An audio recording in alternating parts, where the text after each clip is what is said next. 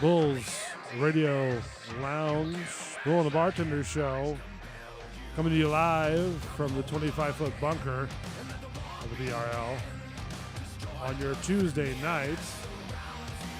We are joined by special guests tonight, all the way from the other side of Hollywood, California, Mr. Joel D. Weingood. And sides in and around the Tampa Bay area. Uh-oh. We've got That's not Joel D. Weingood.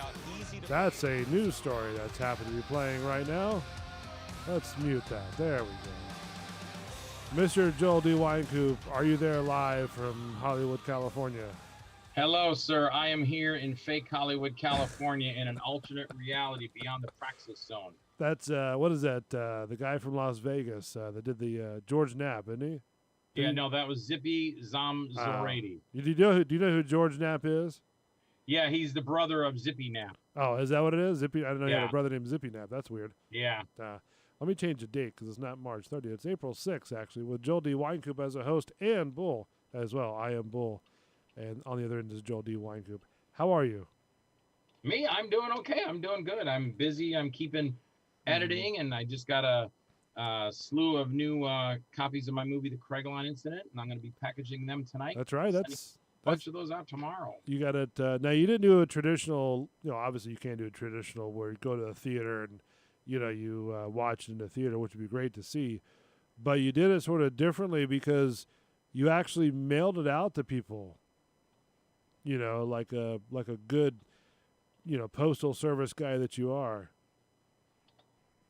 I wrap, take care of my stuff, get them out immediately because if I order something, I don't want to wait for it. I want it to be on its way.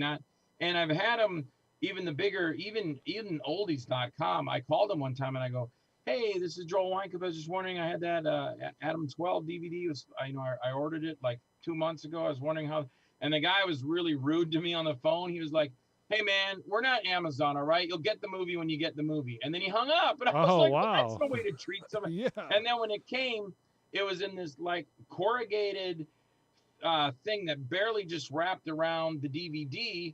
And I'm like, I can't even believe this survived coming through the mail. So when I do mine, I wrap them in like plastic bags. And I got little styrofoam snow little things around it, and then I've got paper around that, and I got more plastic bags around it, and then I put it in a box or one of those puffy envelopes. So when I mail, I take a lot of time into making sure that my product is going to get to my eBay customer or the people that just order off Facebook for my movies, so they get their stuff unfeathered by damage and such. Now do you R&D your DVDs that way you can test them to make sure they work and they're safe?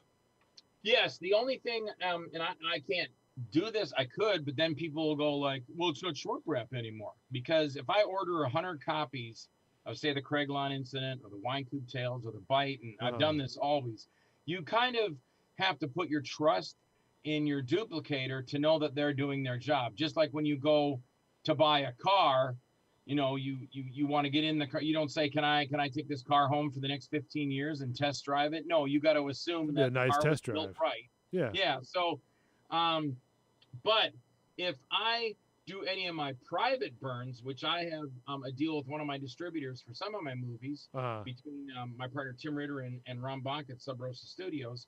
And if I do a private burn, and I'll put that right on the burn itself. I'll say, Joel D. Weinkoop presents Screaming for Sandy. Yeah. With permission, SRS Studios, Ron Bonk, Tim Ritter.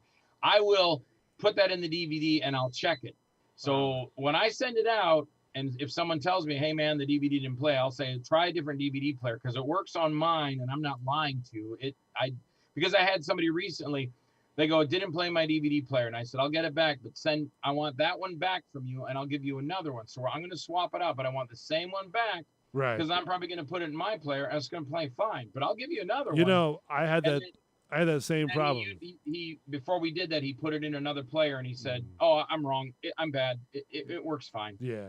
I had that same problem when I used to make a whole bunch of DVDs off of one project, right? It would do the same thing to where it would work on all the DVD players that I had here at the bunker. And then when I ship it out or I give it to the customer or the client, all of a sudden it doesn't work. And I'm like, Yeah. It works. I know it works. I tested on Yeah, I 4 tried different it. machines. Different Yeah. models, different things. I went to the store and tested them on their DVD players. Which, to be honest with you, I'm sort of glad we're sort of coming out of the age of DVDs and into the realm of like more digital, because to make all those DVDs was just a real pain in the ass, to be honest with you. And I'm glad that we're actually progressing into a new era of modern technology. Yeah, the only, I'm probably, the dying breed, but I still like physical media. I still like to be able to take the DVD off my shelf where I display them, open it up, pull the disc out, put it in the DVD player, close it, go through the extras. And now I've used streaming too, because I'll watch Right. Showtime, HBO, other things like that. And a lot of my movies are on all these streaming channels all over the place. So people, they don't have to just get a DVD from me. I can just send them to a streaming platform, Right. And they can and do it they from can there. watch my movies because I get paid that way too. But there's a lot of people out there. They have, look at some pictures they'll send you. They'll, in the background, they've got 3,000 DVDs. So they're not just going to throw those DVDs in Oh, the no, garbage. yeah. I'm going to go to streaming now. So there's the people that want to stream, and that's fine, and they'll put their stuff in the clouds.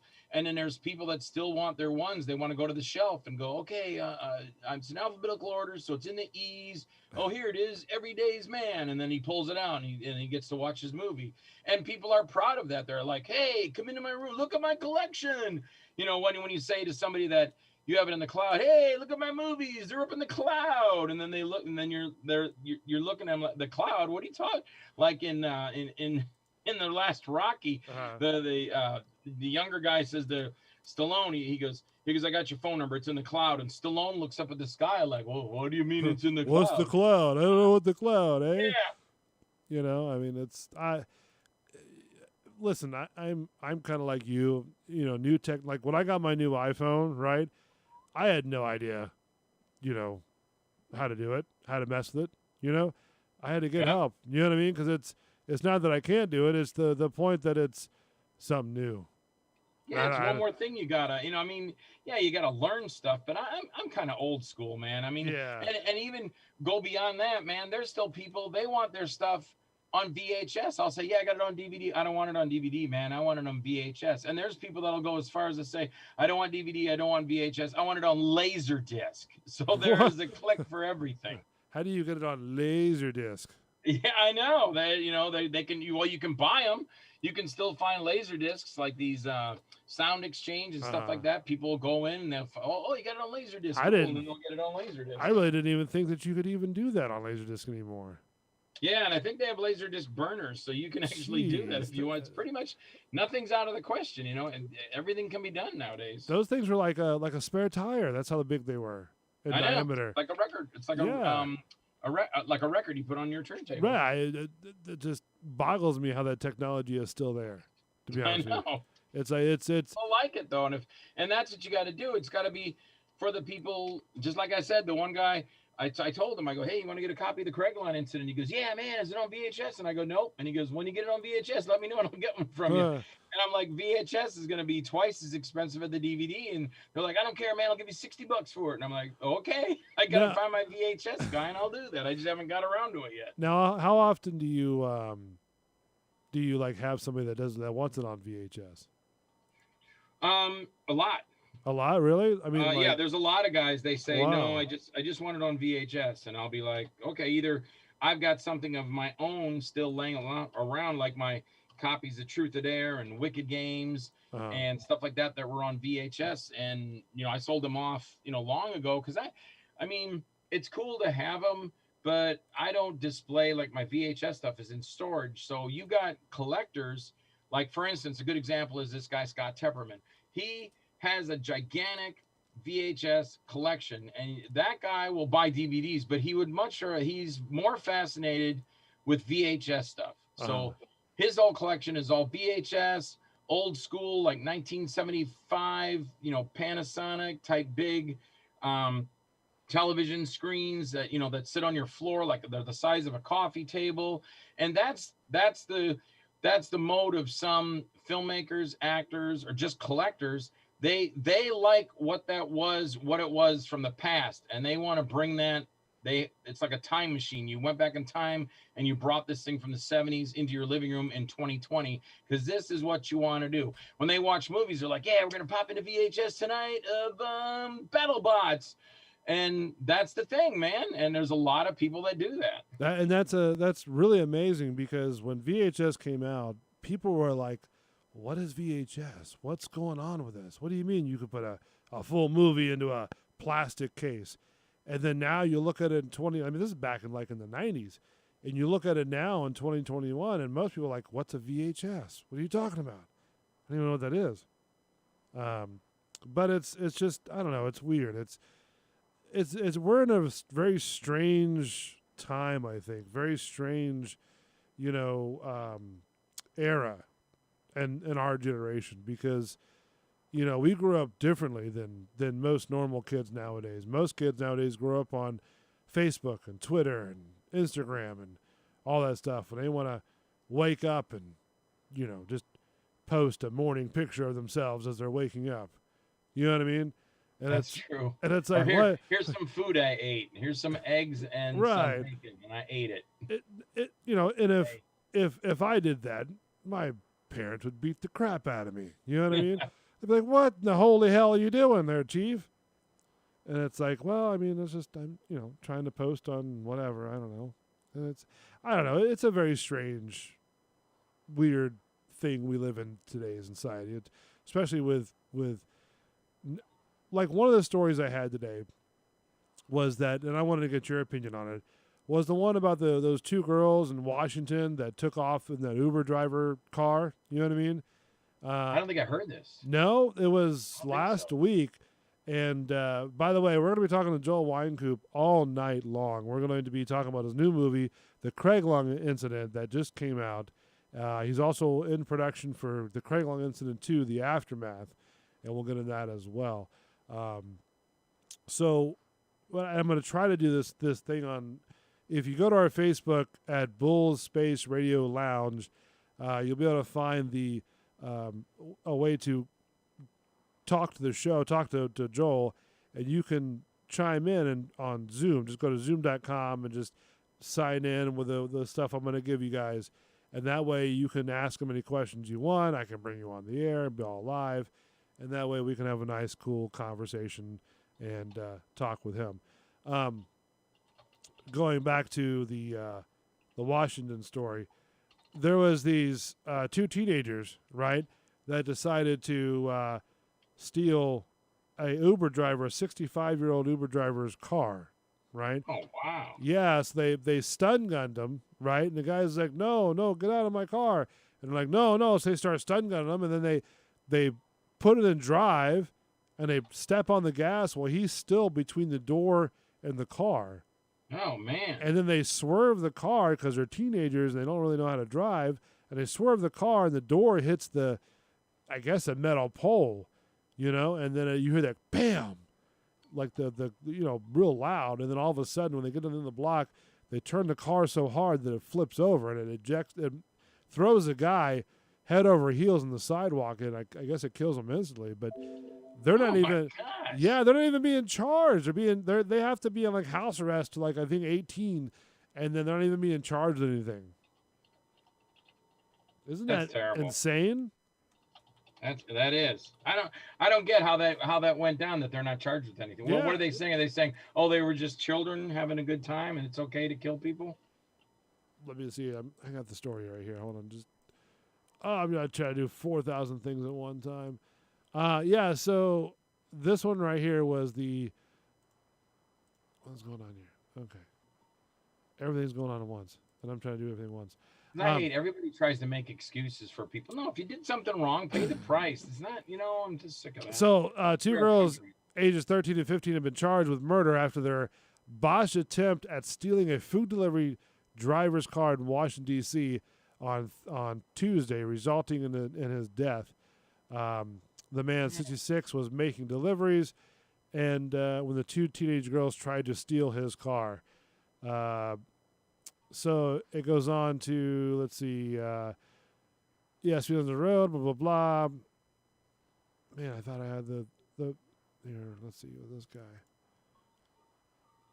Muhammad Anwar's family said the 66-year-old Springfield resident was a hard-working Pakistani immigrant who chose happiness every day while working to build a better life for his family. They say the loss felt by his death is immeasurable. A GoFundMe page has already raised more than $50,000 in support of his family and funeral. The 13-year, 15-year-old girls charged with his murder appeared in court Wednesday afternoon. Prosecutors say Anwar encountered the girls as he was making deliveries for Uber Eats. They say he was outside his Honda Accord when the girls tried to steal it. A detective said Anwar became wedged between the driver's seat and a car door as the teens, who were inside the Honda, sped off. The court said a video showed Anwar was hanging from a car as it sped down Van Street Southeast. The car hit something along the way, causing the door to swing back and hit Anwar. Prosecutors say Anwar was then thrown into the air as the car turned right onto Inch Street Southeast. Moments later, the car crashed. Anwar would later succumb to his injuries. That's when the car flipped over at the end of the street, right? And the guy like flipped over the top of the car and was like laying on the sidewalk. And nobody wasn't even like, when the teenagers came out of the car, they were like, oh, where's my phone? Where's my phone? I need my phone. You know, they were worried about that, but nobody stopped to see if the guy was okay. And he died. And he died. Well, I'm sure he died of his injuries before, before the car stopped, you know, because when that door hit that first pole, you could hear that bang, the clank of that door just slamming on the guy. Man. Last month, MPD Chief Robert Conti said delivery drivers for companies like Uber Eats had increasingly become targets for carjackers, and that Navy Yard was a hot spot for such crime. MPD says carjackings have actually tripled in amount compared to this time last year, and that 23 juveniles have been arrested in those crimes. Now, those girls will remain detained until their next hearing on the 31st. The judge said they're a potential threat to others. MPD even claimed they used a taser on Anwar during the incident. Oh my gosh. So yeah, that's where we're at. We're living the dream.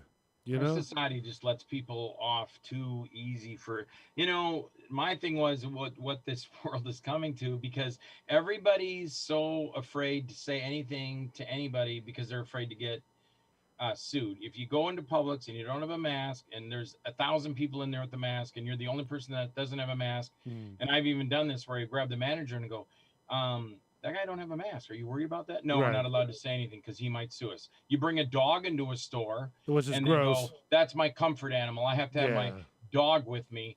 We're just as a society, we're just like, okay, whatever you want. Now that lady, not too long ago, and your story beats all of them. These kids killed somebody and they get off with it. But this lady filled up her shopping cart with a whole bunch of stuff from the store and just walked out the front door. And then she tried to mace the people coming after her and run them over with their car because we just think as a society, we can do whatever we want. That's why people walk into buildings and pull guns out and shoot people, because they're just like, I can do this if I want. I can do this. Yeah. And let me just pick at one thing that you brought up. Okay. By the way, Bad Papa Smurf, thank you for chiming in. What's on tap tonight? Pretty much water for tonight. That's what's on tap tonight. Not much drinking tonight. Early work day in the morning. But if I'll drink with you. If I did, I'd probably have Jack or Coke or Crown and Coke, or one of those combinations, if not all of them. But nevertheless, let me just touch on one thing that you mentioned that's a real sort of like button for me. All right. Is what you said about when you bring a dog into a grocery store, or let's just say any animal in a grocery store. All right. Okay. For one, I have no issue with somebody bringing up an official CNI dog, or an official, I guess, in the realm of like, if you had to bring your emotional support animal, you know what I mean? But just to have an animal, just to bring a dog in. Another thing is, I love dogs. I love animals. I have a rabbit. Too. I have a hedgehog. I have a dog. I have a turtle. I love animals. I've always loved animals. But to bring an animal into a grocery store, or a store to beginning, and I've seen some people actually put those like little baby things on the cart. You know what I mean? Yeah. And they put the little Yorkie or whatever inside the cart. And I'm like, are you serious? Are you for real? Yeah. I mean, and to go back to bringing a dog into a grocery store, that is the most disgustingest thing I have ever seen in my life. You're bringing it into the food. Right. And then they'll argue, well, they're not getting their hair all over the place. Well, yeah, but you're not seeing the microscopic hair that's coming off the animal that's floating throughout the whole store. You know, it's like saying, well, pit bulls are not a vicious dog. All right, to some they aren't, but to some they are. You know, Right. so the parallel is the same. You wouldn't bring a basically you wouldn't contaminate meat with raw chicken, right? You Right. wouldn't cross contaminate. So why would you bring an animal into a grocery store? Right. You know, it just people don't think. You know, I've seen people walk into gas stations without any shoes on. Yeah. You know, it's like, come on, the gas station is the most nastiest place in the world. Not You know? to mention if and this happens a lot. I was in a fuel stop the other day, and the guy had spilled a bucket of either, I don't know if it was mop water or he was mopping it up, but the soda machine ran over. Yeah. And the first thing I said was, "That's a lawsuit waiting to happen." Or they have a pen laying on the floor. But imagine some broken glass, and you walk in there in your bare feet. Now you got your blood all over the store, and you're going to Right. turn around and sue the store for So just having put shoes on. right. You know, it's really easy. Just put shoes on. You know, it's not that hard. You know, and I understand if you don't like shoes, you wear flip flops, whatever. You know what I mean? It's like, you know, it goes back to this whole COVID thing, right? We've been taught again as adults that we must wash our hands for an excessive amount of time, right? Yeah. Now I understand some people are nastier than others, which I get that. They don't wash their hands. To each his own, okay? But nevertheless, we've been taught since we were kids to wash our hands, okay? At least if you're raised to be washing your hands, you know to wash your hands. Especially after the bathroom. I mean, you know, you don't take a poop and just wipe your ass with your hand. I mean, that doesn't work. But anyways, so why are we now being sort of talked down to and be reminded that we have to wash our hands at this part in our life cycle? You should already be doing that. You're right. Exactly. I mean, it doesn't make sense. You know, you teach a child when they're young to wash their hands after they go to the restroom, you know, but then now you're teaching everybody to do something they've been taught when they were a kid. Yeah. You know, I know. It doesn't make sense to me. Well, it's like when the pizza places, they were the first ones to come out. They all of a sudden they go, when COVID started, they were like, touchless pizza from the Delivery, oven to the yeah. box. And then I had a friend of mine asked me, they go, why were they doing that from the beginning? Exactly. It's like the machine's spitting out the pizzas right in the box. Yeah. You know, I don't know. It's so strange. It's like all this, and it goes back to where I think that a lot of this is sort of like a testing ground that the government is using, you know, for different pieces, parts. You know what I'm saying? Yeah. Because, I mean, think about it. All this stuff that's come into play even before COVID, right? Now, mind you, because I got the COVID shot, right, the vaccine. I got the Pfizer one. But I asked the guy, I'm like, well, how long has this stuff been going on? He goes, well, Pfizer's been doing it for 30 years. You know, they've been having a vaccine for over 30 years.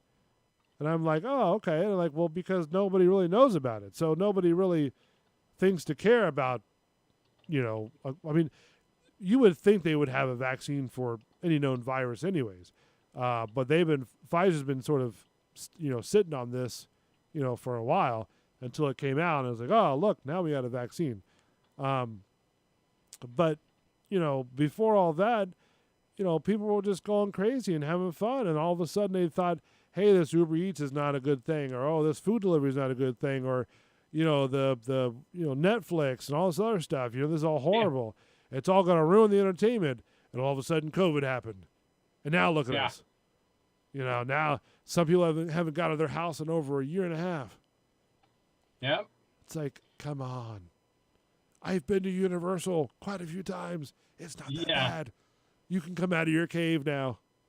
Yeah. You know, I mean, what's going to happen if something more deadlier comes out? You know, like I've said before, to me it feels like this is more of a litmus test of society Yeah. figure out, like, you remember Men in Black? The movie Men in Black? Men in Black? Yeah, you remember that one, the first one? Yeah. Okay. Remember how Tommy Lee Jones was telling Will Smith that the humanity doesn't need to know certain things because they are dumb, panicky animals? Yeah. Yeah, that's kind of the same way, because I mean, it's look where we're at. We're panicking, and then we're what a year into this thing, and now Pasco County has already said they're gonna Oh, I can't believe that. they're gonna release the mask mandate. That's a story in itself, I think. Well, and this is just my opinion, but that's so stupid because they say, okay, you don't have to wear a mask anymore, but we suggest that you do. Well, you know what? People aren't gonna. Now you spoiled it because you already said you don't. We recommend that you do, but you don't have to if you don't want to. So, and then they're Exactly. like, if you go into crowded places, you really should wear, but you don't have to. You don't have to. You Right. don't have to. So do you think people are going to do it? No, they're not going to do it anymore. You can spread the COVID, but you don't have to. Yeah. Don't wear a mask. Nobody cares. Let's do this. Let's take a break. When we come back, we're going to get into the Craig Long. I'm going to have you say it, Joel. The Craiglon incident. Yes, we're going to get into that next with actor, director, producer, and all that above. He's the man that looks like, acts like, sounds like Chuck Norris, Bruce Lee, all those guys. I don't know about that. The world famous Joel D. Wynkoop will talk about his movie next and the aftermath that's coming out here shortly. Don't go away. Bull's Radio Lounge, Bull and the Bartender Show, back in a minute.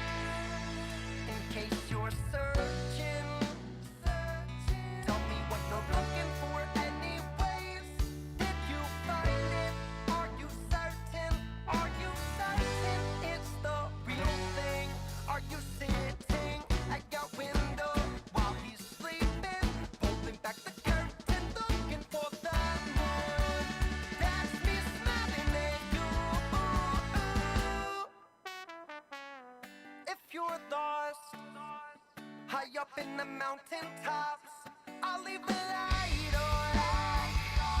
I'll leave the light on. And you can come home right now. I'll leave the light on. I'll leave the light on. I'll leave the light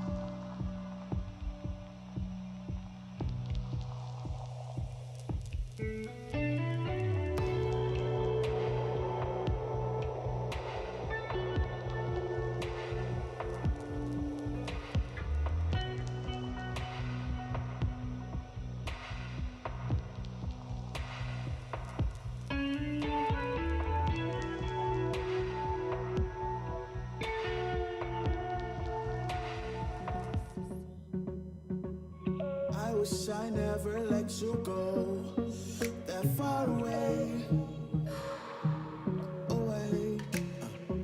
And I know this ain't forever love, but let's talk about today. Okay, the fan base gone, but our fam growing too. If it ain't about to show 'em in the lab, where are you? Baby, where are you? Bulls Radio Lounge. Bull and the Bartender Show. Live with Bull. My 20-foot bunker. Broadcasting live down below.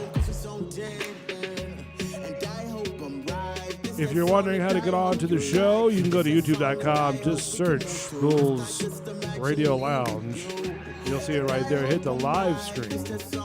You'll see it pull up live with us talking right now on youtube.com. Also, I posted on the Facebook page, Bull Space Radio Lounge, the Zoom logins. If you want to do that, you just go to zoom.com and just join meeting. You just type in 876-0489-2051, and they'll ask for a passcode. It'll be 10EYKV.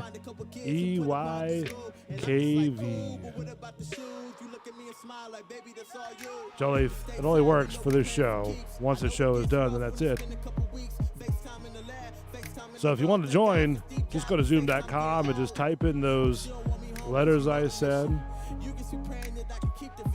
The 876 space 0489 space 2051.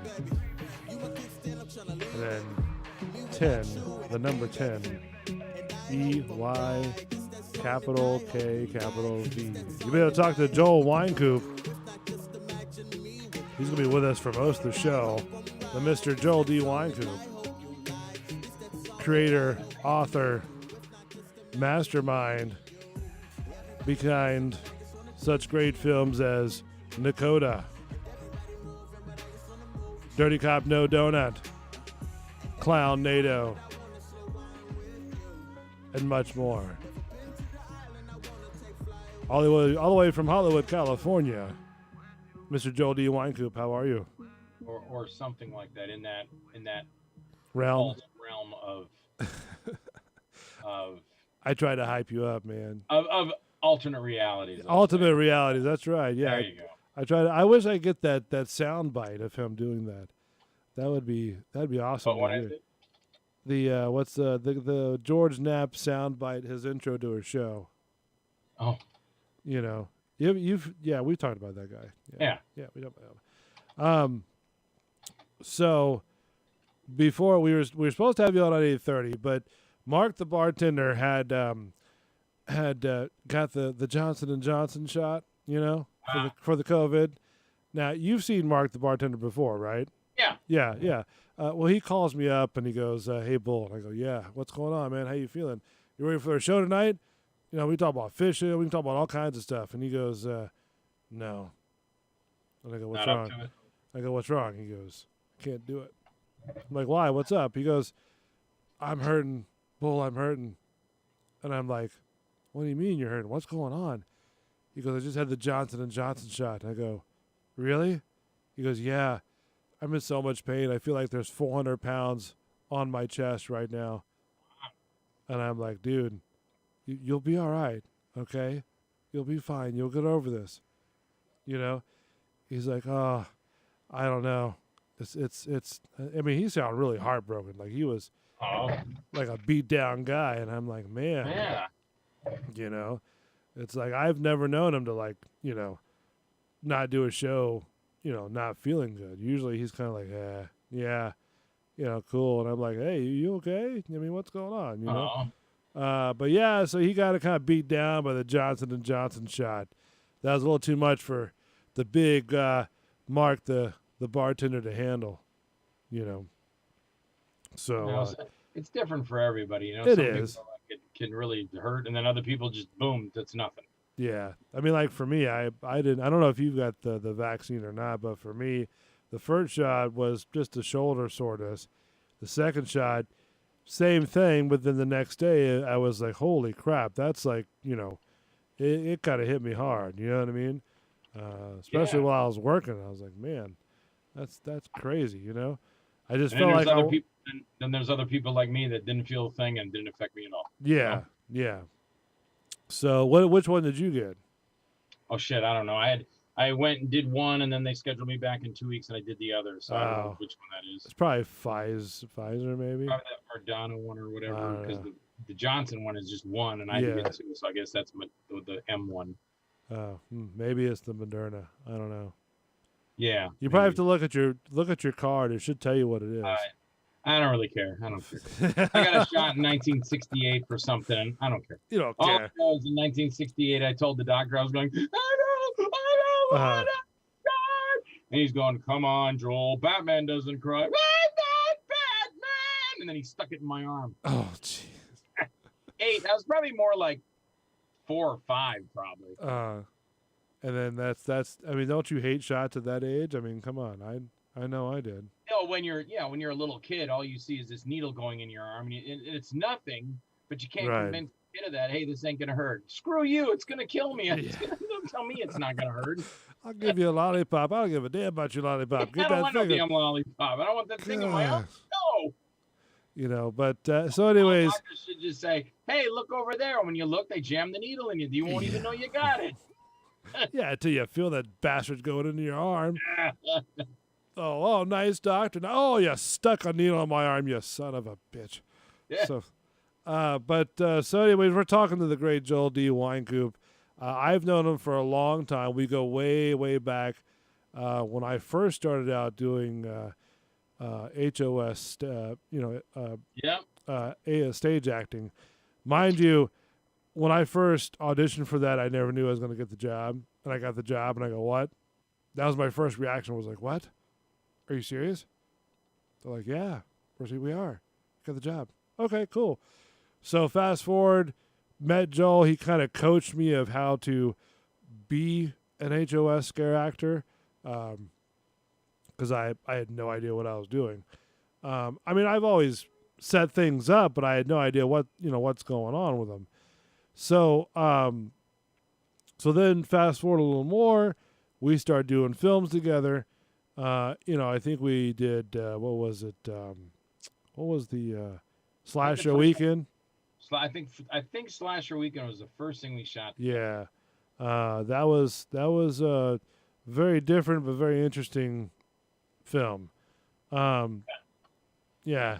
And then we did, what was the one with the mask and the knife? Oh, that was Dead End for Winecoop Tales. Yeah. Which I haven't seen that one yet, I don't think. We have it, but I haven't seen it. So, nevertheless, I played an actor. I wasn't planning on doing it because I was just setting up, lighting as much as I could. I was doing props, I think it was. And then I brought the Mevo camera to do like secondary shots. You know what I mean? But then you're like, hey, Bull. And I'm like, yes. And you're like, you want to do some acting? And I'm like, no, not really. And he's like, yeah, you want to do it? And I'm like, no. I'm like, I'm not doing it. And Joe's like, yeah, you are doing it. I'm like, no. And then Kathy was like, Bull, you are doing it. I'm like, okay, I'll do it. No worries. I think it was like, because I thought she said like, you'll like it. Right. I thought she said like, Kathy was like stupid, because I started to say stupid. I'm like, no, she didn't say stupid. She just said bull, so she was like, bull. And I said, yes, ma'am. She goes, you're doing it. And I'm like, okay, cool. No worries. So, and then we did that one. And then I did a couple of different things on your film. So we got the new one, the Craig Long incident. Now, let's start out with, how did you conceive with this idea? Like, what planted the seed of this? For Craiglon? Yeah.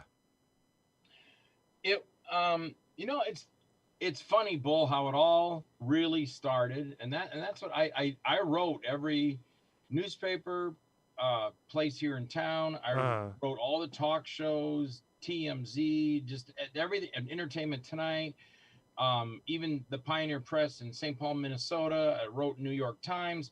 I told them all the story, and the only one that got back to me was Pioneer Press from St. Paul. And they said, we think it's a great story, but with everything that's going on, they said we don't have any room for this kind of story. We think it's great, but we don't want to do a story.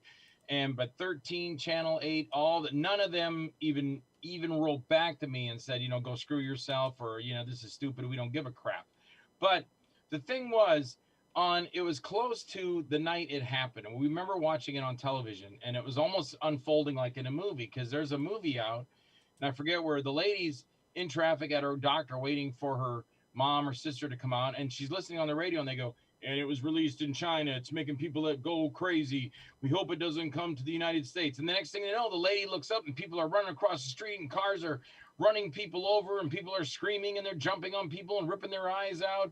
And I'm like, oh my God. Well, that's how it was coming over here without the zombie type aspect, because they just announced it on TV and they're like, okay, this thing has invaded the United States. It's now in our country. We're asking people to stay home. Don't go here. Stay in your. I mean, this is the first opening of it. They nothing to do with masks. They were just saying, stay in your homes. Basically, they didn't want you going. Because I asked Kathy, I go, are they telling me I can't go downtown? And she goes, honey, they don't want you to go downtown and pull your camera out and start shooting a movie down there. No, but you can still go to the store or whatever. And I go, well, that's stupid. I'm going to go outside and shoot a movie. So I walked down the front porch. And I told my wife, I said, come out with me, shoot me talking to the camera. Now stand by the door and shoot me talking to myself, talking to the camera like I'm somebody else, like an alien. Yeah. We shot that, and I go, this is stupid. And I go, but it was something to do. But then I called my buddy in New York, Phil Herman, and I said, hey, Phil, I shot some stupid things here at my house. Here's a little script. I need you to say this back to the stupid things I said at my house. And he goes, okay. So he said that, he read the stupid things I said, and then I cut it together, and I go, look at this. And I asked my wife at the time, I go, hey, baby, do you want to be in this? She goes, no, I don't think so. Thanks anyway, though. And I go, okay, no problem. And then I go a little further, and then I get a hold of Sean C. Phillips in San Diego, California. And he's doing a bunch of movies now. He's like, last 4 times I look at his Facebook, he's gone to Texas and Kentucky. And is that just on film to film, or what? Yeah, doing all these movies. He's very, very popular. Wow, just acting. It's funny because there was an article a long time ago, and they said, wow, Sean C. Phillips, you're quickly becoming the new Joel D. Wynkoop of B movies. And I thought, oh, yeah, that's kind of cool. They're relating me, but they're relating him replacing me as what I do. So Sean's doing all this stuff. So I called him, and we've been friends for years. And I said, Sean, I said some stuff to the camera, and I typed this up. I need you to say this back. Do you want to do it? And he goes, yeah, Joel. And then all of a sudden, I've got a 4-friggin-hour movie, and I've got part 1's already released, and I'm working on part 2 now. And it all started, I would rather have not done this movie and not had this COVID thing come to our country and, this new thing that's taken over us.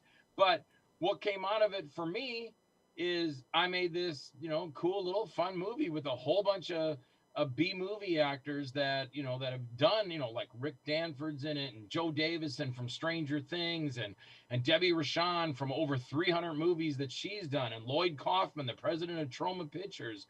And so I got all these people in my movie now. So, it's pretty cool. And it's a fun little movie. It's more of a family. There's, and I've done my share of, scenes with girls that are naked, and I'm swearing, I'm F you and F this and F everybody else, and the gore, and I've, ripped people's, faces off and bit their ears off.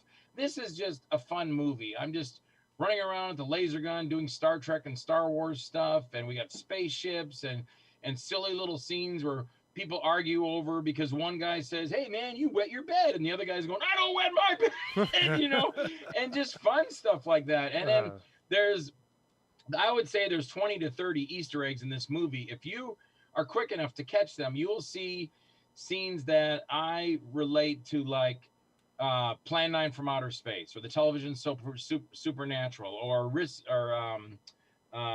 Dirty Dancing, or all these things. So if you're really paying attention, there's even a scene the actor didn't understand it. I thought he would when I sent him the script. He didn't get it. And I told him later, he goes, I never even thought of that before. And I go, yeah, it was a nod to Al Pacino in God, now I forget the name of the movie, but it was way back in the 80s. Oh, Justice for All. And Al Pacino says, I'm out of order. This whole court's out of order. Well, in the movie, my character, I told him, I said, you're gonna say this, and I made the last part of it in all caps, and he did it, so it was good, but it was not like I wanted, and I just said, oh, forget it, I got to move on. I got too much stuff to do. But that was a nod to Pacino, and what Terry Hopkins says in the movie, he goes, I'm out of order. This whole council's out of order. But that was a nod to Pacino in Justice for All. And there's a bunch of things throughout the movie. So people. So you have to watch for the Easter eggs that you have in there. You can make a drinking game every time you spot me. I even got a thing to Star Trek. I stand there and I go, the line must be drawn here. And my wife Kathy always laughs at me because why did you put the Jean-Luc Picard in there? I go, I don't like that line from that movie. So you can make a drink like every time a character says a line from a different movie, you should have a shot of, one bourbon, one scotch, one beer or something. That would be great. That'd be awesome. The opening is my astronaut says, this is Major Town to Ground Control, Major Town to Ground Control. And then when the aliens are shooting at him, he's going, I've been hit. Tell my wife I love her very much. I mean, that's from David Bowie. Wow, that's so cool that you can integrate all this stuff in there, And I've always, some of the stuff that we've done is sort of questionable in your thinking. I mean, but the bottom line is, like, you have to, when you're filming with Joel, you have to understand sort of, I guess, Doc Brown's explanation that you're not thinking fourth dimensionally, so you have to be on the same level with him when you're filming, because Joel is kind of like everywhere. He knows what he wants, and he gets the shots that he gets. I mean, the guy's a mastermind. He's almost up there with Alfred Hitchcock, I think. Okay, don't go that far. Well, Alfred Hitchcock was arguably very, very particular about how he does his films. He was. I just mean in the way that I could never reach, the whatever of Alfred Hitchcock.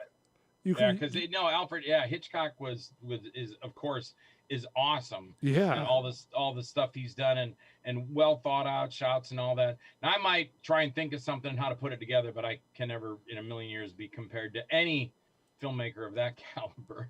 Well, listen, some people like it, some people don't like it. It's not for everybody, some people, you take the criticism for what it's worth. You know what I mean? It's like if people judge my work, they're probably, I'm like, hey, just give me the straight shot. Tell me what you really think. I like to get the critical and the good and the critical. You know what I mean? So, because some people aren't going to like your film, some people aren't going to like your films, right? Like some of the Tom Cruise's films. We were talking about him earlier. Yeah. They some of his films are not that great. But he's still making the big bucks. You know what I mean? Yeah. So all right, so we're in the Craig Long incident, and it just came out. He's already got 150 to 200, 300,000 copies he's shipping out every day. So please, it's about what, $20 a DVD? Yeah, I just asked $20, and I'm actually looking at something on Facebook now. I try and do this there's, and kind of like where you said about what people might like this, but they don't like that. You can't make everybody happy. Some people love Tom Cruise. They don't. It depends what he's in, blah, blah, blah. I like the Mission Impossible stuff. When I send out my Craigline incidents, if somebody says, and I'll tell them, I'll go, hey, man, if you like movie stuff, I will toss in some of my private notes and some of my script pages. Yeah. note ideas and stuff like that. I mean, hell, Well, Homer like Simpson's one copies, guy got a right? calendar. Well, he just sent me on Facebook. He goes, after almost a month and 2 detours to the West Coast, my package finally came. Thanks a ton, Joel D. Wynkoop. Can't wait to give this a watch this weekend. Now, he would have got it in a week, but the post office, for some reason, sent it to New York, and then it went to Minnesota, and then it went to Albert Lee, and then it went somewhere else. And because he's tracking it, he's like, why is it in New York? I'm over here in Iowa. Why are they sending it all over the country? So that's what he said. After a month, it finally got to him. But he put in what he got. He's got a copy of the DVD. Got the poster. I sent it with it. And then there's some script notes. It's got all my hand drawings. And to a lot of people, they might be just, yeah, it's garbage. Throw that in the garbage. But other people that like your work and follow what you do, because I've done almost 200 movies. So to them, that's kind of precious. Because you're the look, I got these notes from the movie. This is so cool. Because you're the king of the B movies. I mean, that's who you are. Well, and I don't even whatever with that. That's a tag name I've hung on to since 1996 because Alternative Cinema gave that to me in a newspaper or in a magazine article, and because I'd done like 6 movies in that year. Right. I think I can't remember if it was Lost. I think it was like Alien Agenda and 2 of those for Kevin Lindemuth. And then I did a couple other movies, and then Tim and I had done 2. So I kind of got that tag name, and it just kind of stuck with me. And then my nephew made me a banner at his print shop that's King of the B movies. So that's just part of me now. And then pretty much every Toshiaki Hiraka, he does a lot of my music for my movies, and every time he writes me, he goes, hey King, do you need anything new from me?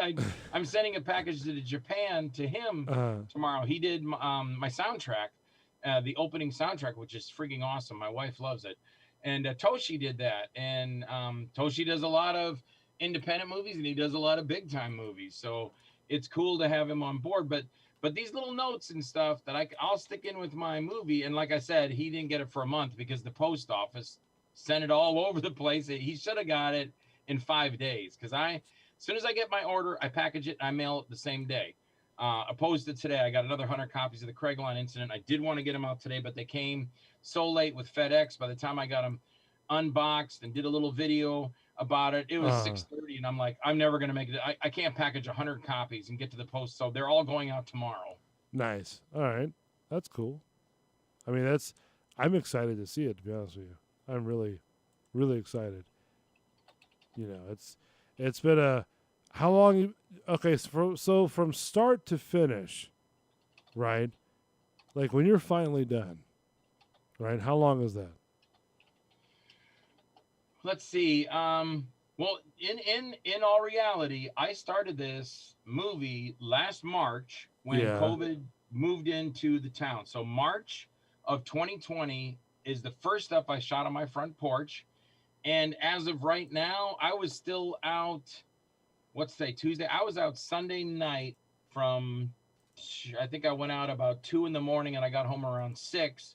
I was still shooting scenes. I was shooting scenes for what I'm putting into part 2, which part 2, as I call, is the big effects movie. Because part 1 is kind of like, getting you going, letting everybody knows what's going on. Hey, there's aliens coming. Hey, there's this team of 3 guys. They're going to get together and they're going to fight aliens. But we're not seeing them fight the aliens. We're just seeing them squabbling and whining to each other and calling each other names. But part 2 is when my character is telling them, hey, you expect to be taken by the aliens so you can fight. And then I'm taken away. Then Phil Herman's taken away, his character, and Sean C. Phillips. Then we're all thrown into fighting all the aliens. And my character's thrown back in time. Kathy and I rented Dry Creek out of Parrish for $300 a day. We went out there. Was that Western cowboy town? Just Kathy and I went. And funny too, because Kathy at noon, she was going to tell me, she didn't, but she told me later. She goes, at noon, I could have swore there was no way you were getting done. But I got done right at 5 o'clock, just when I said I would. And a big thunderstorm rolled in, and the whole place got flooded. Like right as soon as we drove off, the heavens opened up, and it was just thunder and massive amount, and the place flooded. And you couldn't even get back in there if you wanted to. So I got the shots, and then I've got scenes where I go into the future, and and that was a building I was on my way home from Busch Gardens and I saw this building being demoed and I go, man, I got to shoot there. I can say that's the future after the aliens destroyed it. And with my effects guy, he'll put fire and spaceships and aliens running around. And I was going to go in, but I said, nah, let me just do this the right way. I called the number on the sign and the girl goes, we're demoing that right now. So it's going to be gone in a week. So do whatever you want. Just be careful. And I told her, well, it's just me. I'm not like bringing in a whole crew. So I pulled the van into the Pep Boys next door and I just unloaded my alien head and the alien suit and my other stuff. A lot of this I'm doing on my own, you know. Right. Kathy goes with me when she can, but a lot of it I'm just doing it by myself because now I got to play the alien. I dress up like the alien. I go do the shots. Then I got to dress up like the hero. Then I take the alien stuff on, put the hero stuff on. So I'm cutting it all together. So while you were filming, did anybody bother you? Did anybody ask what you're doing or say, hey, look, what's going on? Or one thing that I think stood out the most was one night I was up at my CVS where we get, if we get prescriptions or you want to go in and buy something really quick or whatever. And there's a payphone there and I had to go back 3 times. Well, the first night I went there and I shot a whole bunch of stuff and I go, oh, this is cool. But then I got home and watched it and I go, oh, I should have said this. I'll go back and do it. Because I do that a lot. I go, oh, I should have said this. And then I either try to do inserts or something. But I needed to be back at the phone booth. And I'm shooting at the phone booth 11 o'clock at night, usually from 11 till 1. So I got to match the time. So I go back there at 11 o'clock again. I'm getting through it. And I can't remember if it was the second or third time. Might have been the third time. Second time I might have got through it. And then I was like, oh, I need one more. I forgot that I should have done this. I could have made it better. Right. So I went back on the third time. I am right in the middle of doing the scene and some guy rides up on his bike and he just, and he's got a, I want to almost like say a boom box to throw you back to the 1970s, but it's on his bicycle handlebars. Okay. And it's like, yeah, Back in Black. It's AC/DC. It's blasting. It's drowning me out. And he's sitting there and he wants to watch me. And it totally broke my concentration. And I was like, F&A, man. And I hung up the phone and I go to get in my car and I look at him. He goes, oh, sorry, man. And I go, it's all right, brother. And he goes, hey, one more thing. And I go, yeah, what's that? And he goes, go fuck yourself. And I'm like, okay, thanks. I'll get right on that, buddy. I'm thinking, why would you say that to me? What did I do to you? Wow, boy, he flipped on you. He was like, hey, buddy, what's going on? And I'm like, what? I said, whatever, man. I'm not, like Hooper said in Jaws, he goes, it's just my opinion. I don't want to get beat up over it. I'm not out to fight with somebody. I just want to shoot a scene for my movie. I just want to do my movie. That's all I want to do is my movie. It's like the guy, you ever seen The Office? Oh, yeah. With the Milton with a stapler? Yeah. It's my stapler. I was told I could hang on to my stapler. It's the one thing that I thought I'm going to have to burn the building down. It's my stapler. I like my stapler. It's a swing line. It's mine. You know who that is, though, in a couple years in another movie, do you? What's that now? The guy who plays Milton, right? You know who that is? Oh, yeah. That's in the movie Dodgeball. Have you seen that I one? I never seen that. I always wanted to see that. Okay. That's got what's his name in it too. Vince Vaughn, yeah. Yeah, and gosh, shit, the other guy too. The guy that plays Zoolander. Yeah. I know who you're talking about. I can't remember what his name is, but yeah, I know what you're talking about. Him. Yeah. And I told Dom too because they've moved my desk 4 times already this year. Moved my desk 4 times. By the window, and I could see the squirrels, and they were married, but then they switched from the swing line to the Boston. All right, I don't want to get in trouble for playing that on YouTube. It's weird if I broadcast it live on YouTube, and YouTube flags it for copyright infringement. So, anyways, getting back to Joe Winecoop and the Craig Lawn incident. All right, so you're filming. You're probably about halfway through. You know what I mean? And I mean, what's going through your head? Is it sort of like, yeah, I'm pushing through, or is it sort of, with all these things going wrong and stuff like that? I mean, I know you like to push through, but were you cool about that or what? What do you mean exactly? Well, some things with a big project, some people just take on more than what they can chew. Sometimes I've done that before, but then I always try to figure out a way to rectify the situation. You know what I mean? Hmm. So at any point, as you're filming, did you ever think that, maybe this was like too big or too, you know what I mean? Like it's just, When I was doing this one, yeah, no, I mean never, because um I've done so much stuff, and I've had things where I'm like, oh God, how am I going to get through this? yeah, For instance, like, well, even on as long ago as Lost Faith, when I did that, that was in 1989 through 92, because I went through a divorce in the middle of it, and that was just part of it. Going through the divorce was like, I got my car up to 95 miles an hour. I was going to flip it on US 1 and kill myself. oh wow, But yeah, but God just came completely over me, uh-huh. and I could just hear the voice. It was like, everything's going to be fine. Just take Yeah, your foot off the accelerator. And I did, and everything was fine. I got, Kathy, I love her very much. I'm so glad I'm with her, 3 times a charm. she's very nice. Yes, Yeah. So, but that going through that divorce was killing me. uh, My sister would try to talk to me, and she goes, I'm gonna have you committed to the blah blah hospital here. You're not coping. I'm thinking, oh yeah, like you were so great when you and your husband. I don't remember what she went through, but yeah, she told me she's gonna have me committed. And then because I just kind of gave up on my job, and but things happen, you get better. My brother did tell me, because you're going to go through 6 months of hell, and he was right. 6 months, and then I was kind of over it. I went back to work. But that was all through Lost Faith. I called my cameraman and I go, hey Steve, I gotta stop, I can't do this anymore. And he goes, what's the matter, man? He goes, I'm ready to go. And I go, my wife just left me. And he's like, oh my God, I didn't know it was something. And then I told Tim Ritter, and he was like, oh my God, of all people, I never thought that would happen to you. And I go, well, I guess it just happens to anybody. uh-huh. And but that was hard to overcome, the divorce, but I still pushed through and made that movie. And then I think pretty much everything that I've done, I've been able to overcome the stuff. The Craiglon incident was pretty easy, because I'm not worried about, it's like Kathy says it best. I go, well, there's a continuity error there. And she goes, if somebody catches it, just say, hey, good, you caught a continuity error. Good for you. Here's a little banana. Yeah, that's the way I don't you care that film. much. And that's the other thing about me. If you watch the movie Ed Wood, he goes into the producer's place to bring his movie, and he's got the big movie reel. He brings it with him, and Johnny Depp playing Ed Wood. He brings it in, and the guy goes, and he goes, wouldn't it be great if you had a star? And he's like, well, who? And he goes, Bela Lugosi, isn't he dead? No. And he goes, why does Bela want to do a sex change flick? And he's like, because he's my friend. And he goes, you must have me confused with Selznick.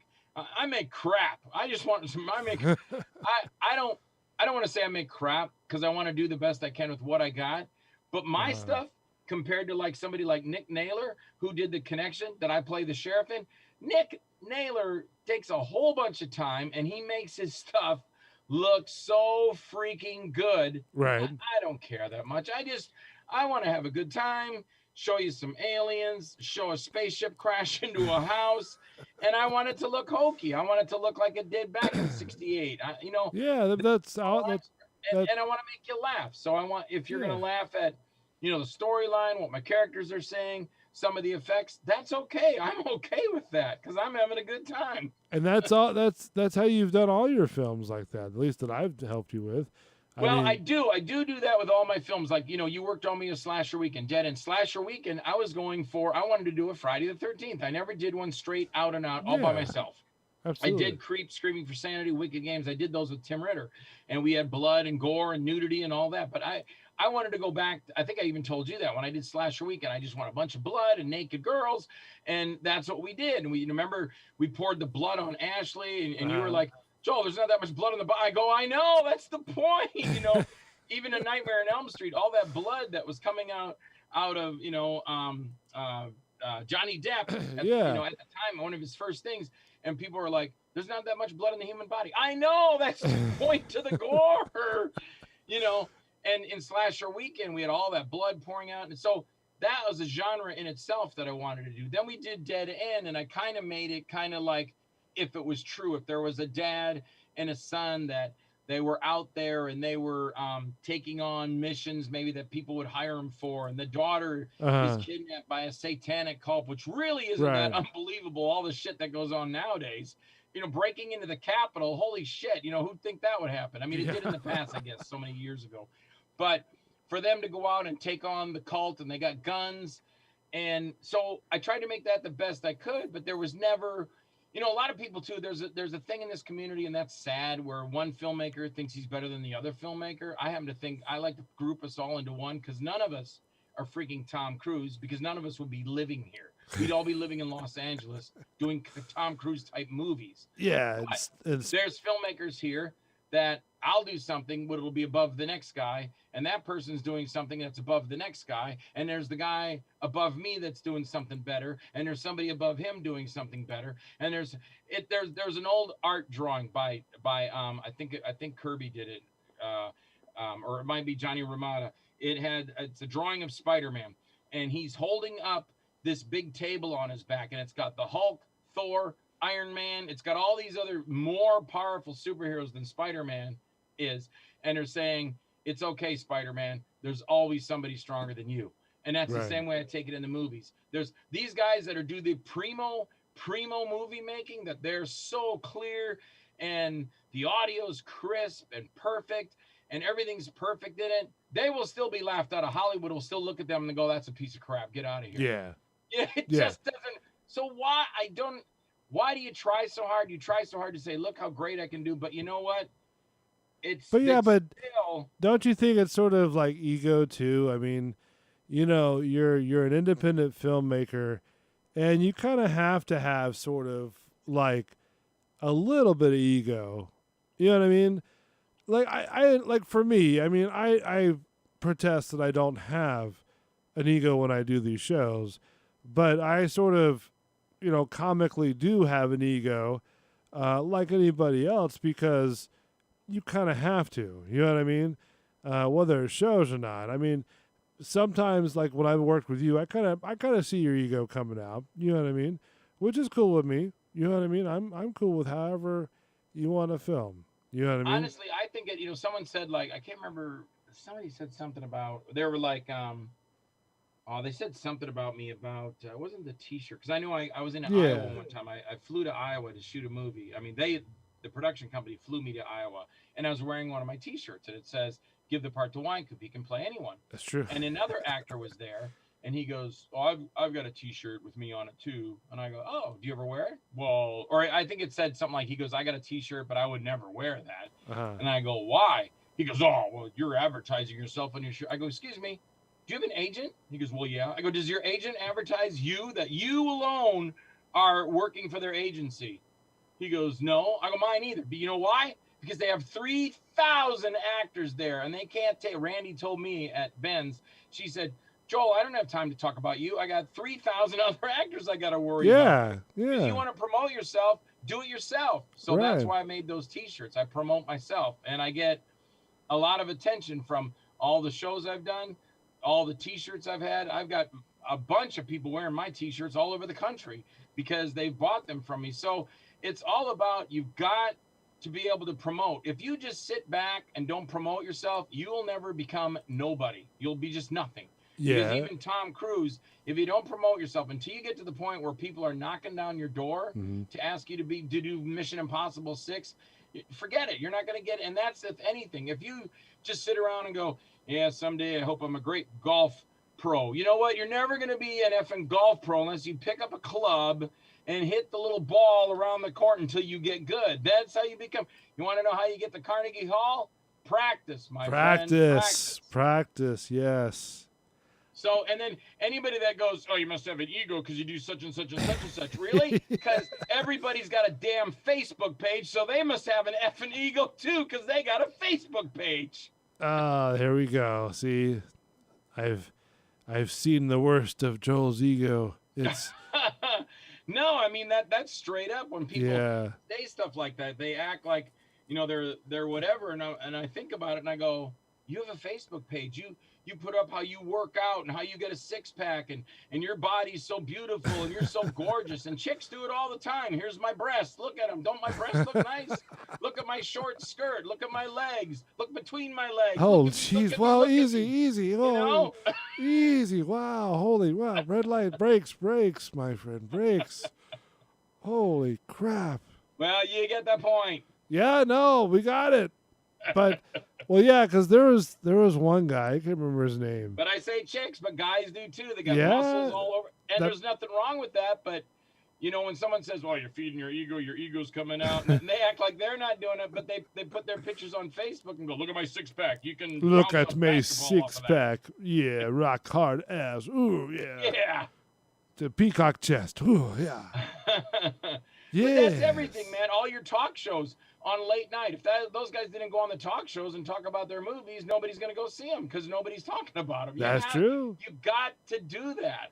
I mean, I don't know. I went to Universal on Sunday, right? And speaking of talk shows, I was sitting there and I'm like, Jimmy Fallon, has his own show, right? And Yeah. it's like, to me, I never thought Jimmy Fallon was really funny. You know what I mean? Mhm. I don't know about you. I don't know if you think he's funny either. But to me, I don't think he's funny at all. And of course, the ride is kind of dumb in itself. It's like a giant air conditioning. That's about it. You know what I mean? You sit in these big platforms around. But anyways, I mean, these guys with speaking with show hosts with a live show host like that, I know they're scripted, but for a host, you've got to really pull that off, and you've got to really sell that. You know what I mean? And that's hard to do. That's very hard to do, to put the work and to sell it to where it's funny, it's natural, and but I don't think he's pretty much good for that show. I don't know. They could have picked somebody else, I think. Because I get Kimmel and Fallon, I get them too confused anyway. So I don't really. Yeah. I'm still old school, man. Oh, Mine's yeah. Johnny Carson. I grew up on Johnny Carson. Yeah. Late nights with Johnny Carson. But all these guys, the new guys, it's not like you can't just pick anybody. Hey, although they did it with the Kraft cheese guy, he was some homeless guy on the street, and he was like, "Hello, how you doing?" And the guy was like, "Wow, I like your golden voice. Come in, Yeah. put you on the radio," and made him a millionaire. And then I guess he just went back to being a bum or something. Yeah, he spent all his money. So it does happen, and there's been stories about rappers in L.A. They're banging on garbage cans, and a record producer heard them, and he goes, "Would you guys come with me to my office?" And he's like, and these guys are living on the street, and they're kind of gross and no food. He takes them out to eat. He takes them to his place where he can record them, and he puts them in there, and he gave them instruments and everything they needed, and they recorded an album, and they became a hit. Yeah. There's no ands, ifs, or buts about what you can do to make it, but one thing for sure, if you don't even those guys, even though they didn't have an agent and they weren't trying to be something, they just grabbed some pots and pans and some garbage cans and started doing crap, and they got noticed. Justin Bieber. What's Justin Bieber? He's just a guy that did YouTube videos, and then they discovered him, and now he's a big friggin' star. I mean, you don't hear much of him nowadays, I don't think, but No, you still hear about Bieber. I think he Do just you got really? married or something. And some big thing about him, but I don't follow him either. So. gosh, I mean, these people, it's like they get all this fortune from their like little Disney careers they get. You know what I mean? These amounts of this whole savings they have, from this, and then once they figure out how to spend it, they're like, oh look, we got residuals, we got royalty checks, we got people buying our Barbies and buying this and buying that. We don't really need to do a show anymore for a while, and then we can just do like a nice little yacht, like a whatever, and just party all night, But it's like, you don't really need all that, to be honest with you. It's not a big deal. You need to spend a gazillion dollars to show people how rich you are. At least I don't think you need to. I don't think. Well, I think it's like anything. It's what you want to do, and that's what I've always said. I don't say like me making movies. I say the guy that wants to be the best fisherman in the world. Yeah. The guy that wants to be the best bowler in the world. The guy that wants to be the best golfer in the world. The guy that wants to be the best cosplayer in the world. You know, the guy that wants to be the best chef. So I don't think of it as, you know, looking at somebody, look what you're doing.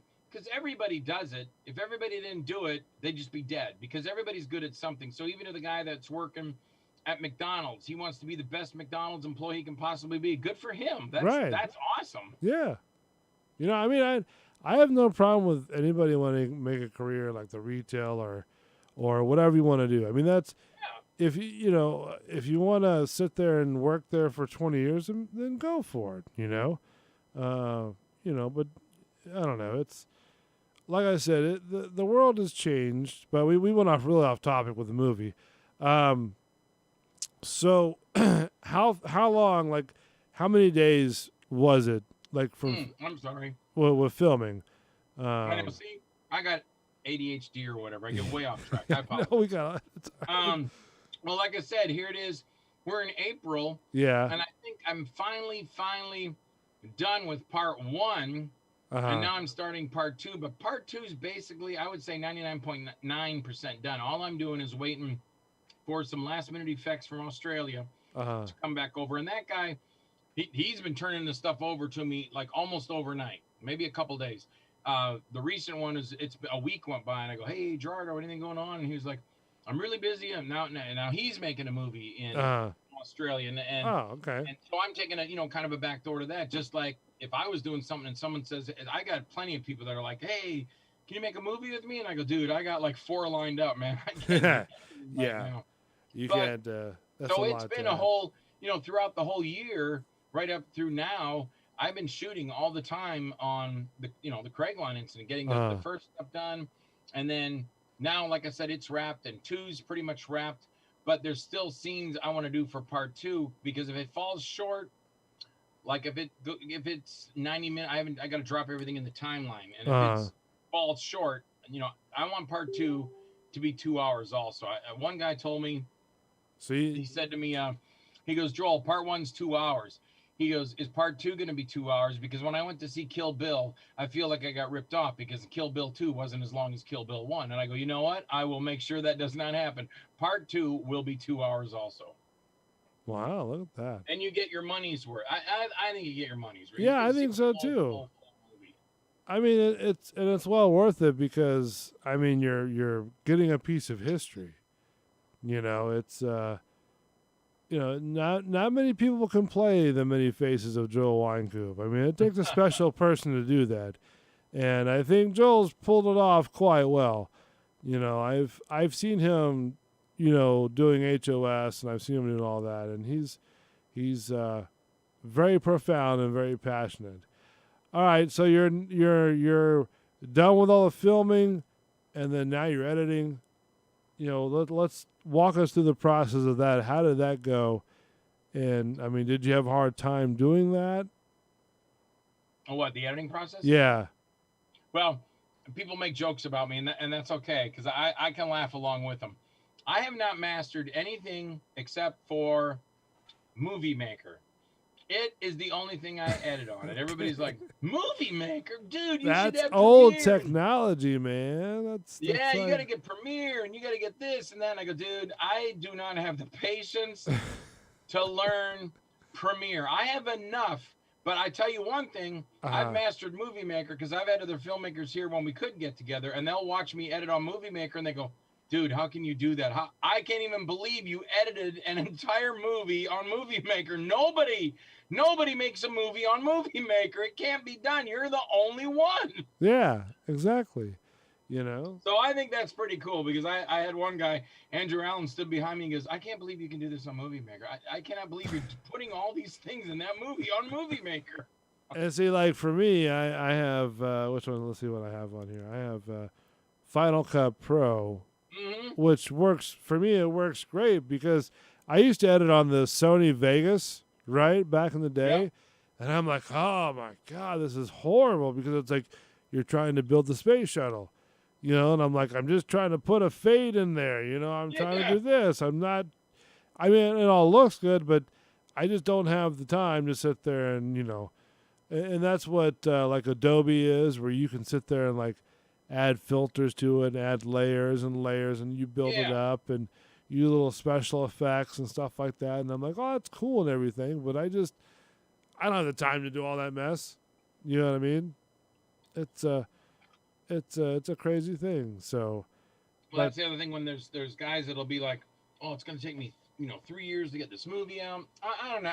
I don't want to spend 3 years on a movie, man. no, And people will be like, I should do a recut of it. Why? No, I'm ready to move on to the next movie. I don't want to do a recut of this. I've seen enough of this. no, it's I don't know. Wow. Well, some of the questions, I don't know what's going. Where do these people come up with these things? You know, that's what I don't know. And speaking of that, I there was one guy that I remember. If I may, we were filming outside of the dance studio, and they let us rent out the place for us to do. We turned the front office into like a what you call it, a whole bar over there, and then you told me like, hey, we're gonna break for lunch. I'm like, all right, cool. So I'll just sit by the door and just eat my lunch over here. And you're like, all right, cool. And I think you and Kathy went off to another room, and then Yeah. so I get this. Don't say his name. He might be listening. I get I don't want this. to hurt anybody's feelings. I get this knock at the door, and I'm like, oh. I'm like thinking to myself, I mean, because the windows and the doors are like all tinted. You know what I mean?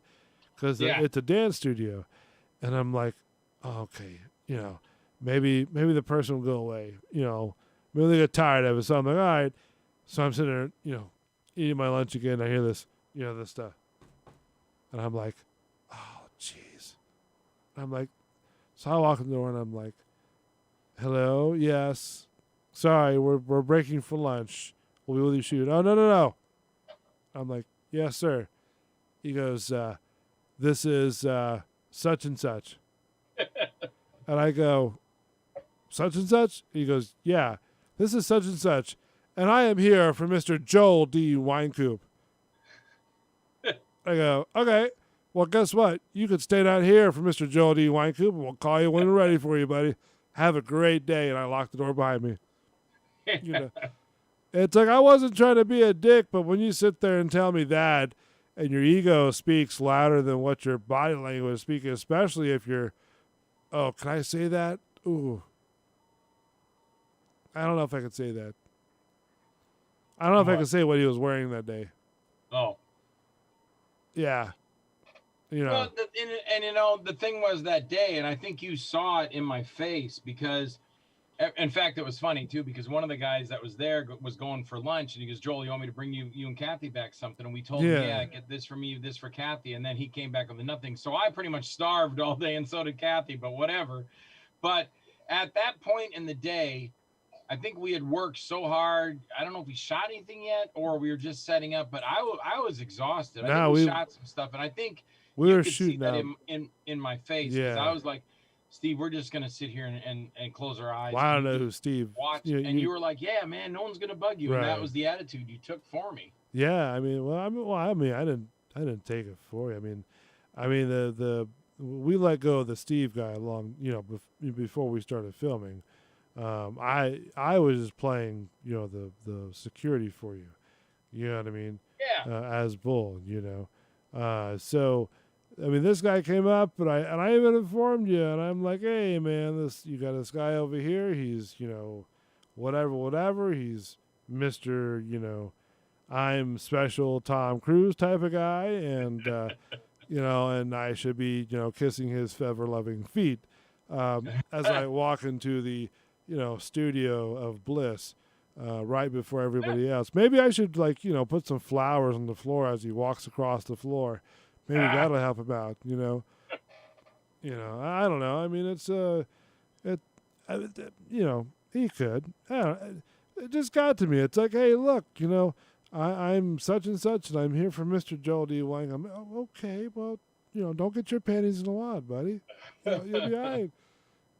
But I mean, he's a cool guy. Don't get me wrong. I've met him a couple times. He's a really cool guy, and listen, if he is listening, don't take it personal. They're just, this is what's called cheap heat, okay? cheap heat. Don't it's ribs. Trust me. These if it was Mark the Bartender or Belly or Matt the Savior on the show, they would be giving me so much heat about all kinds of stuff. So, if you listen to the show, don't worry about it. Just next time, don't be a dick. So, I don't want to say the name. Yeah. Do you think he'd say something? If he's listening to the show, do you think he'd say, Joe, I know he was talking about me? He might. He's like, I mean, what would you tell him? I would just say that was fine that she did that, but yeah, it was no reason to be that whatever about like, oh, here's Joel. Enough would have been just I'm here for the shoot. That would have been good enough. And then, but Joe, I am the actor on the cool, set. Man, wait a little while. We'll be. It's like I had a buddy of mine come down. He goes, I'm here. I go, you're 3 hours early. And he was like, can I stay? And I go, no, go. You're 3 hours early. Why are you here? No, I can't use you now. Get the hell out of here. Jeez, But, yeah, I mean, listen, it's, if this guy gets heat with you, just tell him that, hey, look, it's all jokes. It's all ribs. But,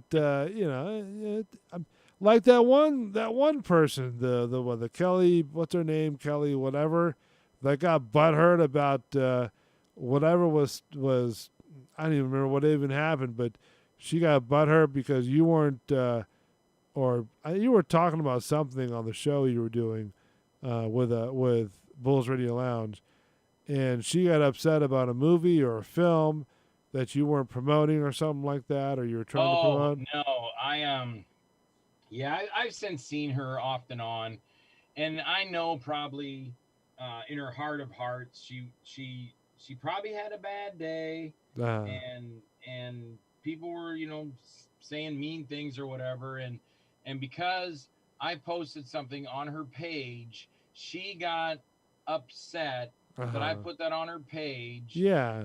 And then said that I should have requested her ahead of time to know that I was going to post something.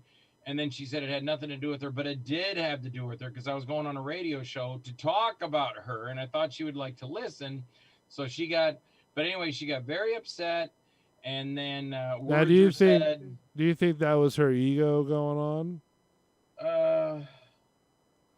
To be honest with you, could be a little bit where you just think, well, I don't know. I don't think so. I think it was just, I think honestly, I think she probably had a bad day. She was in a bad mood. She saw that and she got all pissed off. And instead of anybody, if somebody puts something on your page, if you don't like it, just delete it. You don't have to freaking out about it. Right. I mean, if I put something on somebody's page and they don't like it, delete it. Don't call me up on the phone and go, hey, asshole, I don't want that on my page. Just delete it, Or I'll do you one better. One guy told me, he wrote me on Facebook. And he's some actor guy, because I saw him on all these other actors' pages. And I've got him on my page, and I really don't. I don't request anybody's friendship unless I saw and then I'd have to know if it's for real, like Chuck Norris or something. And you don't know who's real. So, but pretty much all the ones I have are people that sent me a friend request and go, hey Joel, it's so-and-so, or they just send a friend request and I send back to them, how do you know me? And if they don't know me with the movies, then it's usually just somebody that's, and I've had guys do this. They go, we just want naked pics of you. And I'm like, dude, go away. Or chicks that go check out my page and you can see my boobs for $100. Nah, I really don't care. Wow. So I want someone that's in the acting field, has seen my movies, and then wants to talk. And that's cool. And that's what I look for. So those people are just requesting me. And then I'll ask them, how do I know you or whatever? How do you know me? And then I'll go on. And then I'll go on from there. But I'm not going to get pissed if the guy said, yeah, out of nowhere. He's already a friend of mine. I don't know. You have real friends like me and you are real friends, and me and you are Facebook friends. But before that, there was no Facebook when me and you met. We were friends. So we're friends now. But this guy, so we're Facebook friends. And out of the blue, he sends me a message and he goes, I'm giving you 5 days to take that disgusting picture of you cutting your finger off. And then after those 5 days, I am going to unfriend you. And I said, dude, I'll help you out right now. I'm going to hit the unfriend button. You're going to look at me ever again. And then I unfriended him. And then we're done. Was he talking about the one we did at the bar? Yeah, from Truth and Air. I got my hand up, my fingers cut off. That was on my profile page for a while. And he wrote me and he goes, I'm giving you 5 days to take that off your page or I will unfriend you. And I go, dude, I'll beat you to it. I'll unfriend you right now. I don't need you. So yeah, I mean it's I don't know. Again, that's just what stands out to me with that guy. And whenever I've acted with you, or you've coaxed me into acting by breaking my arm, I've never thought of even with you. I know because I know where you're filming, your head is when you're filming, so I don't see the ego. You know what I mean? And that's what I like about filming with you because, like I said, you know what you want and you know what you want to accomplish on film. Nevertheless, you've got these other people like, this other person does that. But, like I said, there's always a Tom Cruise in the field, and he's still a good actor. I haven't, many years ago, I've never really was into the whole, the independent film type of scene until sort of Joel sort of like showed me around and kind of, hey, look, this is such and such. And I'm like, oh, cool, this is such and such. And, stuff like that. So, it's very interesting to sort of network with different people and get them to, be in your films. Do you do auditions when you do your films, or how does that work? I have in the past. Let's see, our first ones were way back in 1984. Tim and I, and it's funny how it happened too, because I used to take care of Tim when he was like 8 years old. I was used to watch them. I would come across from my house over to their house, and I watched Tim and Wendy Ritter. And then I moved away from the neighborhood. Well, when I was watching them, I was also making my Super 8 movies, and I would get Tim to be in my movies, and Tim gave me a dinosaur to be in a movie. And then, so I moved away, and in those 10 years, I think I'm the one that started Tim making movies, because he made movies with me first. So he got a Super 8 camera, and he started making Super 8 movies. Then I moved back to the West Palm Beach area, and I saw a thing in the high school paper, or my nephew Terry told me about it, and it was Tim selling his movie at school, a Super 8 movie called Day of the Reaper. So my nephew was like, "Is that the same Tim you used to take care of?" And I go, "I don't know. I'll call him tonight." So I found the number, called, found out it was him. We got together, and we said we should make a movie. And the first thing we did was, I think that's when I called Barnes House of Horrors, because I did a production for them in a haunted house. And when I called him again to ask him about getting actors, he kind of reprimanded me over the phone. He started yelling at me. Really? He goes, "Wait a minute." He goes, "What do you mean you're making a movie?" And I go, "Well, my partner Tim Ritter and I, we're gonna make a movie, and we thought we could get some actors." "You can't make a movie." And then he just started yelling at me. He goes, "You're nobody. You have to go to lots of movies and see them. You got to go to hundreds of plays. You have to have a degree. You have to," and he's just just yelling at me over the phone. And I go, "Okay, so does this mean you don't have any actors for me?" He goes, you shut up. You can't make a movie." And I go, "Okay, you keep talking. I got to go now because I got to make a movie." And then I hung up on him. So Tim and I got together. We had a little audition. We rented a hotel. We had people come to the hotel. They stood up and ran lines. The very first movie we were going to do is called Inner Forces. We never did it because it was like really out of control. And that's why we did Twisted Illusions. But that was our first audition. Why was that out of control? Inner Forces, there's too many things in there that for what we were then at that time in 1984, might even pushing right the end of 83. Tim had some stuff in there that I go, "Dude, how are we going to make the priest burst into flames and then a dragon flies into the church and starts blowing out the window?" He goes, "I don't know, we got to do it." And I go, "I don't know how we're going to do that, man. We don't have anything." And then I think his mom told him, she was like, "Tim, how are you going to do this stuff?" And he's like, "No, I don't know. Maybe you're right. Maybe Joel's right. And then he goes, "Let's just do short little stories." I go, "Yeah, like Twilight Zone." He goes, "Yeah." So he wrote 3 and I wrote 3, and he did the wraparound, and we called it Twisted Illusions. And that's what started everything for us. Cause then we took that movie when it was done. We sent it to Jeffrey Miller at Peerless Films in Chicago, and he loved Tim's story, Truth or Dare, which starred me as Mike Strauber. And they're the ones that put up all the backing and all the money for Truth or Dare. And that's what started us on the way, because then we went right into Killing Spree, and then I did Lost Faith, then we did Wicked Games, then we did Creep, and then it just blew up, from there. And then, of course, Tim and I got separated in 99. The last thing we did together was Dirty Cop No Donut. I did fly there. Kevin Lindemuth paid my plane ticket, him and Tim, to go to Kentucky to shoot the Alien Conspiracy movie. And we did that in Kentucky. And then I think that's the last. No, then flash forward years and years and years ahead of after that, 99, just like 4 years ago, whatever it was. I was flown out to can't remember if it's Indiana, but I was flown out to do Truth or Dare Part 5. We shot some of that stuff out in can't remember if it was Indiana or wherever this haunted place is, and I can't remember the name now. But I was flown out there to do that, and Tim and I had like 4 days together there. So Ashmore Estates, it's called. Ashmore Estates. Where was that at? Ashmore Estates. It's in Illinois. And so yeah, we got 4 days there to shoot on Truth or Dare 5, and the rest of it was shot, of course, because you were involved in that. Yeah. Producing. And but yeah, so all my movies I've auditioned, but then there's also the ones like when I was doing Dead End, I had Johann Tetral, which was really cool to have him in the Craigline incident, because everybody that watches it says he's like the standout actor in there. Everybody really likes his scene. Yeah. He was supposed to be in Dead End, and he didn't show up. He called me like at the last minute, and that's when I turned to you and I go, you gotta wear the mask, man. And you're like, I'm not doing it. I go, you're gonna do it, and you're gonna fucking love it. You're like, okay. But for that one, I just called up like Bob Glazer. I called him. I go, Bob, you want to be in a movie? Yeah. And it's not like there's no reason for me to audition people if I know them. I already know what they can do. And if they can't, I'll tell them what they got to do. Right. So I get people like Bob Glazer and Jules Sierra, and I think Kelly Helen Thompson at the time. Of course, I got Kathy acting in it. And then I got me, and I got Anthony Wayne, who I've acted with Anthony Wayne for friggin' years. And so those ones I don't have to audition, because I already know the people have already auditioned for me. So there's no reason for me to go, I'm going to have an audition. Bullcrap. I just grab the people I need.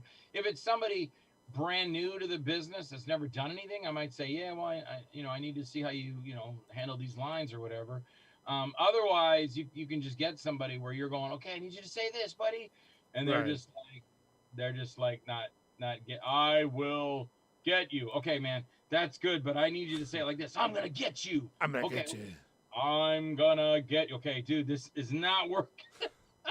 And that's on me because I didn't check that out. But really, I've never had that happen. Everybody I've had that I've worked with, I tell them what I want and they give me what I want. So, it's always worked out good.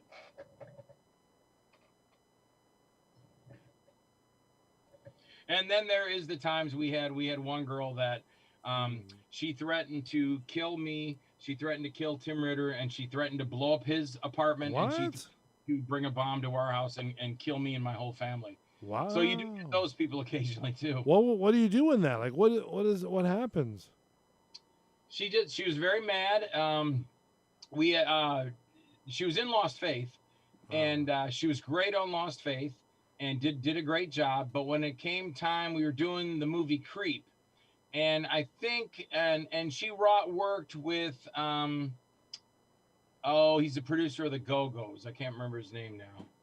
I don't know. Because she started a little singing career too. And she had Gloria Estefan on the phone with her when she was doing a big concert down in Miami. Anyway. Miami Sound Machine. What? Yeah. She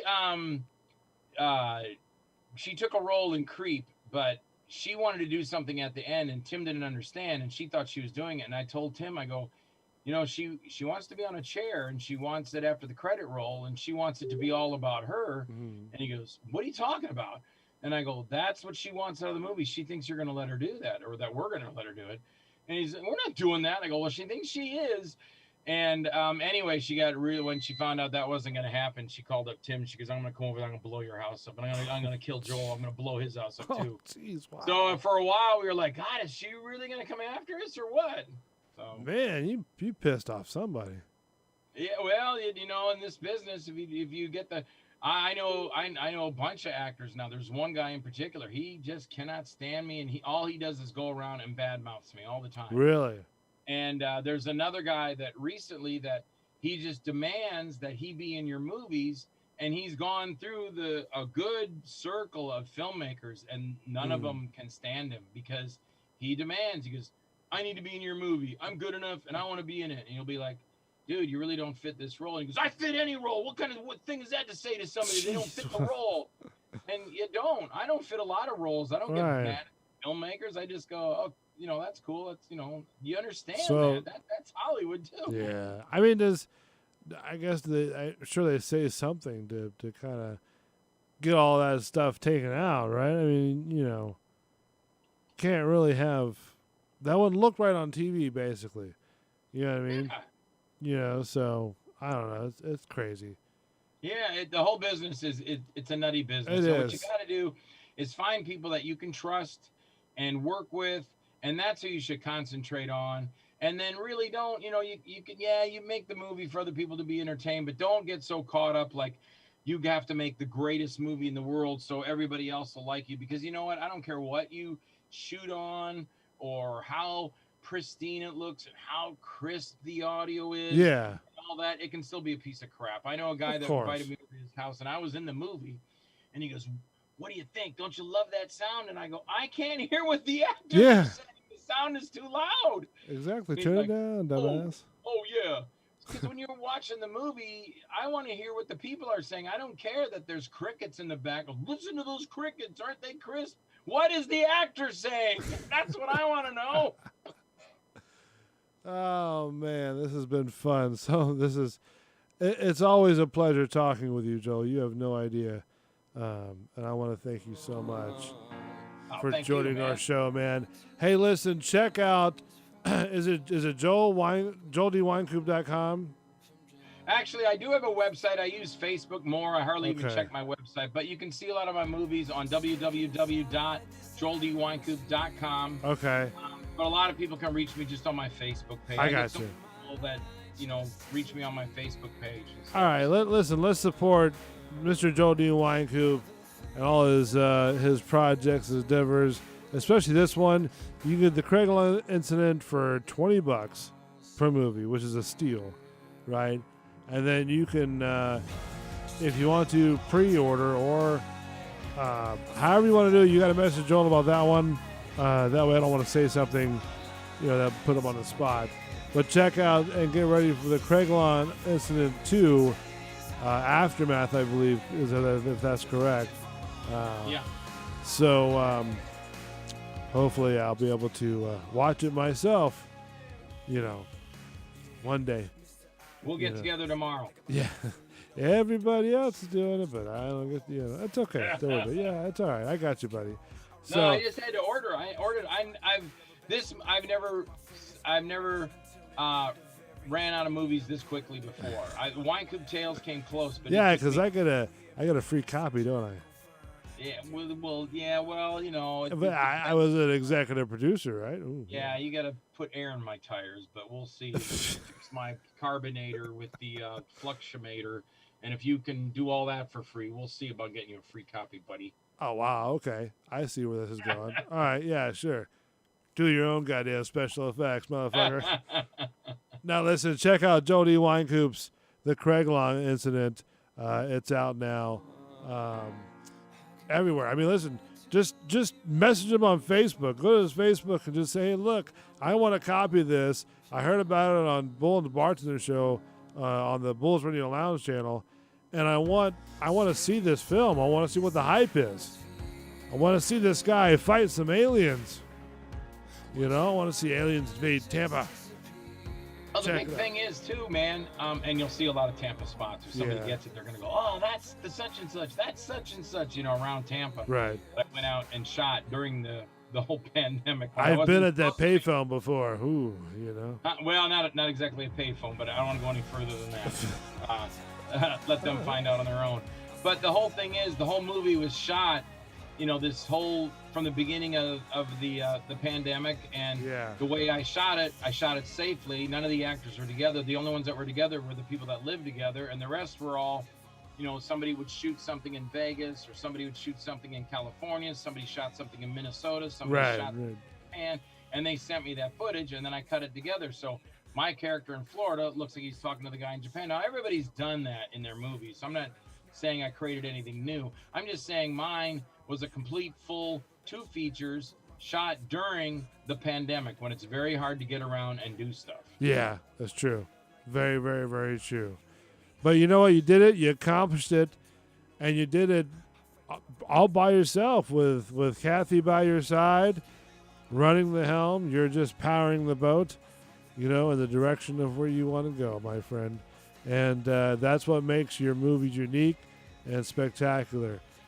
Check him out. Go to his Facebook page, Joel D. Winecoop. That's WYNKOOP, right? Yeah, that's right. 2 O's. WYNKOOP. Yeah. And, break off $20 for him. Give him a little bone. That way help pay for more and more fantastic movies. Because the guy is he's almost ready for those 4-wheeled crutches almost. So check him out, Joel D. Winecoop. Thank you so much, my friend. As always, thank you for joining the show. I appreciate you taking your time out of your busy schedule in Hollywood, California to do this show. Thank you, Bull, so much. Thanks for having me, man. Yeah, man, I appreciate it, buddy. Again, check him out, Joel D. Winecoop. I am Bull. Joel, thank you for hosting the show as well. It's been a pleasure once again. Check us out next Tuesday, 8 o'clock. Mark will be back here soon as well. Sunday at 8, Gut Check Live. And then it's Social Reload Show at 9:30. All right, we'll see you next Tuesday, 8 o'clock. Bulls Radio Lounge. We'll see you.